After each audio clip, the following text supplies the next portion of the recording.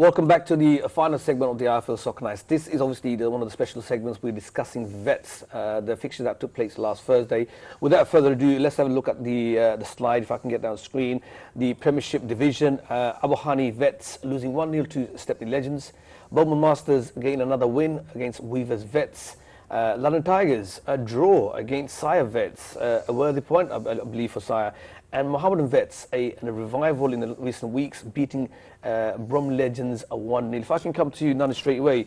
London Tigers, a 1-0 draw against Sire Vets. Did you see the game or have any updates? I didn't see the game, but from what I heard, that there must have been some kind of distraction with London Tigers. I think they probably lost a player in the first. I heard the same thing. Yeah, one of the players got red carded. One of the players got red carded, and it was the most unlikeliest person as well. It was Kamruz himself, and I think. I didn't want to say the name, but obviously he said it live on TV. It's a 30-year career, and I think this is probably his first red card. So so far he's done quite well, hasn't he? But from what I hear, once they were down to 6 men, they actually looked like the winning team. That's what I heard as well. I don't know if Kamruz is a hindrance, but obviously not. But yeah, it was a good result for Sire, and they actually needed that. I wouldn't agree if I said they deserved it. They were playing against 6 men, and 1-1 is a good result for them, and they actually needed that. Yeah, I think Sire this season, expectation was high.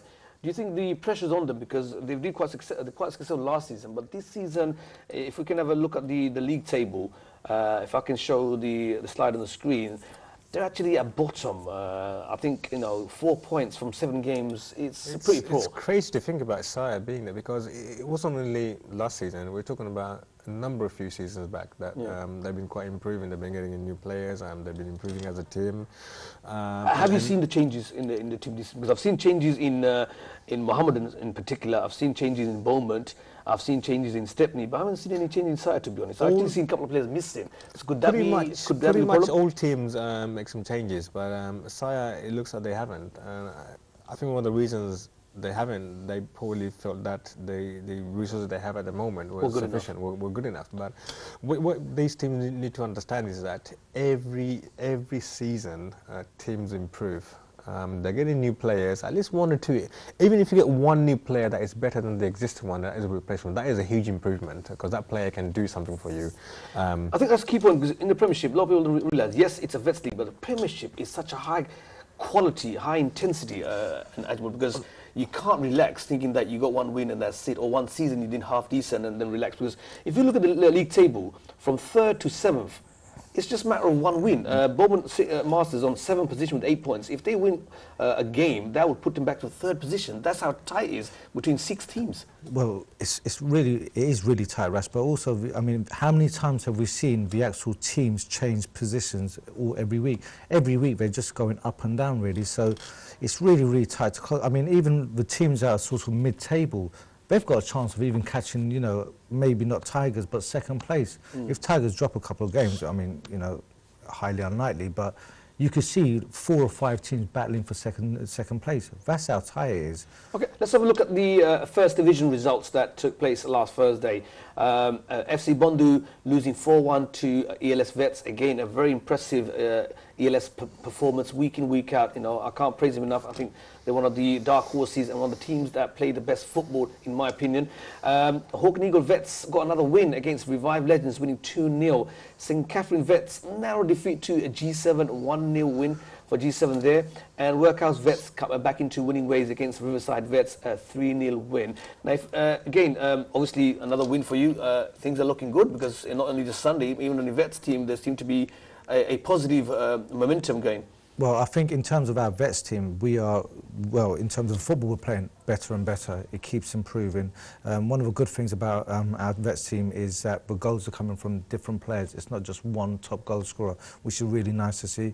You've got a couple of defenders scoring, you've got midfielders scoring, you've got our strikers scoring as well. Have you added new players this season to Hawk and Eagle? We have. A-team? We've added a couple of new players in there, and they have given us a good backbone and a good structure as well. We've added a bit of pace as well. So new 35-year-olds. Yeah, so just turned 35. I think that's the key. I think a lot of the teams need to do that. At least have 1 or 2, because they seem to have the pace, the legs that's required, to be honest. Coming back to ELS, Nano, we've seen them last season. We thought maybe it's one of the kind of football they played, the 2 weeks in a row, it's unbelievable. It's truly amazing. I watched them play against G7, and I was expecting G7 to do a little bit better against them. Because I think we all expected that. I think everybody expected that, but it was the complete opposite. The way ELS play, the way they move the ball around. But FC Bondu, a established side now, we could say, a decent side, and a 4-1, it's a convincing result for ELS. It's got to be. I mean, FC Bondu has been around for a number of seasons now, and they've got quite a big squad. I know that for a fact, because a lot of players that used to be very, very good, they're not even getting any chances to get into the team. So which just says that, you know, they've got lots of new players and coming in. And to lose against ELS on that result 4-1, it just says ELS is just a really, really strong team now. And it's not just about getting the results, it's just the way they play as well, the way they move the ball around. It's really nice to go and watch them. I saw that game, sorry to interrupt. I saw that game as well, and it was very tight in the first half as well. I think it was just a draw 1-1 at the beginning. But ELS, one thing I liked about them, they kept knocking on the door, and really, really sort of like kept putting pressure on them. It was really good. And as we said, Nano said, credit to ELS, one of the teams, the performance they provide week in, week out. So hats off to the management and players, and keep up the good work. Now, before we go to the table, let's look at the results for the second division. Bowman Masters B continuing their dominance in Division 2, winning 4-1 against Sire Vets B. E1 Legends, getting a battering, to be honest, against Workhouse Elites. Hawk and Eagle Vets B losing 2-0 to London Legends. I was there, and that was one tough game, I must admit. London Legends showing what they're capable of, the experience they have, and obviously getting a win under their belt. And Riverside Vets B winning 2-0 against the newly formed East FC, who are new in the division, are finding their feet itself. If you can have a look at the league table for the Division 1, obviously, if I can get the, that's it, we've got the slide on the screen. G7 sitting comfortably at first position with after 7 games with 16 points. But we look at the second, third, and fourth position. It's a matter of 3 points. ELS second, Workhouse Vets on 12 points, FC Bondu on 11 points. So can we say the G7 are looking like most likely to obviously it's in their hands? I know it's only 7 games. I doubt it. A couple of weeks ago, perhaps we would have said, okay, you know, G7 in the recent weeks, we've seen them struggle. If you look at ELS are on hot pursuit now. There's only 2 points that separates those two teams, and all it would take is G7 having a bad night and ELS winning, and they'll be top. Because obviously last week narrowly they won 1-0, and the week before they lost, so they lost a bit of momentum. They lost.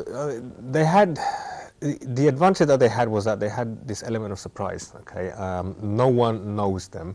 No one understands how they play. No one has ever seen their players play before, so they had that element of surprise. And not to take anything away from them, the quality is there, but whether it's enough, we don't know. And you know, fighting for that top spot, it's not easy. If you go to Edgewell, obviously you got Hawk and Eagle Vets in 5th position with 8 points.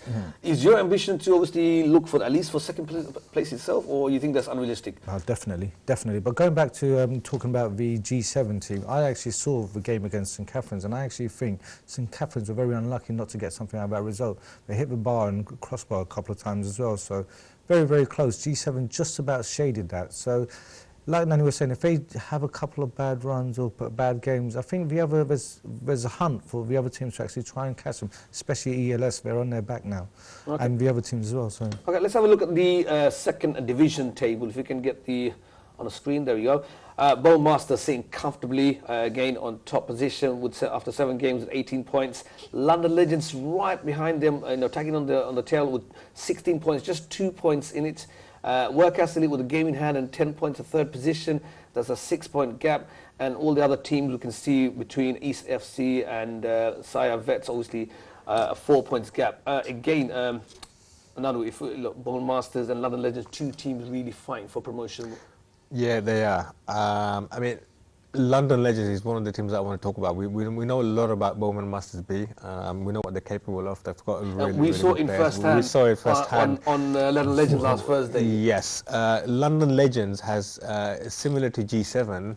no one really knows some of the players, or most of the players. Actually, a couple of the players, they actually played for other Abahoni. teams. They actually played for Abahoni, and then they really liked the league, and they decided to create their own team and call it London Legends. They do play themselves on a weekly basis for a number of years, because I know they were on the show a few weeks back, so it's not like they're not they're unfamiliar with each other. No, they're familiar, but the they're new a good players side. So credit to London Legends. We saw it firsthand, face to face on the pitch, how good they were. So well, not just so, we actually felt it as well at the same time. But anyway, they're a good team and a good bunch of guys as well. Okay, let's go into the fixtures for this coming Thursday. Now, if you haven't, let me remind you, this Thursday is the preliminary rounds. The draw was done last week.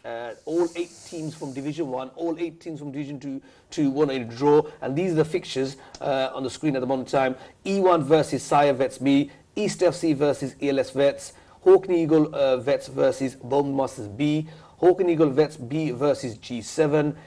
Wow, that should be another game. Revive Legends versus Workhouse Vets. Riverside Vets versus Workhouse Elites, Riverside Vets B versus London Legends, and the final game, St. Catherine Vets versus FC Bandu. Now, before we go into the fixture itself, the 8 winners from this preliminary round will join the 8 teams from the Premier. Correct. That's taking place the following Thursday. So there's no fixtures on the website at the moment in time, but there will be, because on Monday, I believe we're going to do the draw for the first round. Absolutely. Well, basically, there's 24 teams in the whole league, and only 16 can actually qualify for the actual the games. So what we've done this year is basically, rather than saying a cut-off date, we actually gave all the teams an opportunity. We gave all these teams an opportunity, but we felt that some of the teams, especially some of the new teams who probably didn't get a good start, they stayed at the bottom and thought, well, they're basically we saw last season, Workhouse, a new team came in and a lower division, finals, and they actually went to the final. So it's an opportunity for any team.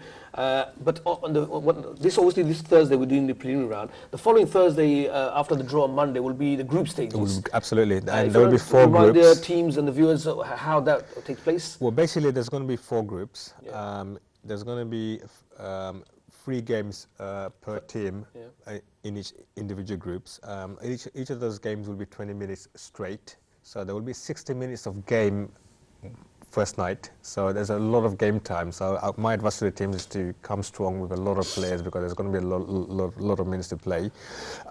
Top 2 from each of those groups will qualify to go into the quarterfinals, and the quarterfinals and the semi-finals will be played the following week on the same night. So if you reach the quarterfinals and you manage to win the quarterfinal, which is a knockout stage, and you'll be playing the semi-finals on the same night, and the final would be held end of the season, which is what we do traditionally anyway. So once again, just to confirm, this year we're giving the opportunity for all the teams from the Vets League to participate in the Cup. Normally there used to be a cut-off top 12 or top 13, but this season we're giving every single 24 teams a chance. This is the preliminary round, this coming Thursday. The winners will join the 8 Premiership on the Monday's draw, Monday night. Live on TV, we'll do the draw, and obviously, as Nano said, we'll have the group stages participate on the following week, Thursday, in the 2 weeks' time with the quarterfinal and semi-final. Looking at the preliminary round, any fixtures that you're looking at? Obviously, you're looking at your fixture, for example, Bowman Masters B. I think that'll be a very interesting one. First division against a top side in second division.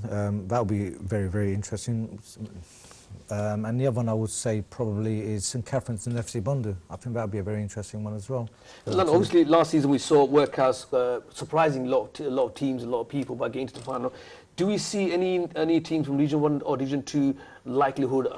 I guess I will say G7 and London Legends. Do you think they've got the calibre or the potential to go further? There's 3 teams. Will be there, I think. There's 3 teams that I think has what it takes to reach some of the finals. ELS, G7 and London Legends. You'll also could expect something from Hawken Eagle Vets as well, because they're improving team. Quite a few new players that are coming and enhance the team, and it's pretty strong now. So with those 3 teams and hopefully maybe Hawken Eagle at the same time as well, might be quite successful this season, whereas the other team is still finding their feet. They haven't really improved. I mean, take a look at Revive Legends for instance. They've been playing in the division for like 3 seasons now, and not even a single new player. They're just maintaining what they are. Riverside Vets, same again.